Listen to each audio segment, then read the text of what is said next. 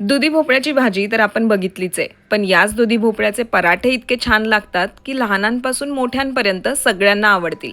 आणि सगळ्यात महत्त्वाचं म्हणजे एकदम झटपट होणारी डब्बा रेसिपी आहे. सगळ्यात आधी दुधी भोपळ्याची साल काढून तो किसणीवर किसून घेतला. त्यात लसूण, मिरची, आलं याची पेस्ट, बारीक चिरलेली कोथिंबीर, हातावर ओवा चुरून घातला. त्यानंतर त्यात हळद, धने जिरे पावडर आणि चवीनुसार मीठ घातलं. आता 1 कप गव्हाचं पीठ घालून सगळं छान एकत्र करून घेतलं. दुधीला पाणी सुटत असल्यामुळे सुरुवातीला वेगळं पाणी न घालता पीठ मळून घेतलं. नंतर गरजेनुसार थोडं थोडं पाणी घालून मऊसर पिठाचा गोळा तयार केला. आता या पिठाचे छान पराठे लाटून घेतले आणि गरम तव्यावर साजूक तुपाची धार सोडून दोन्ही बाजूंनी खमंग आणि खरपूस असे भाजून घेतले.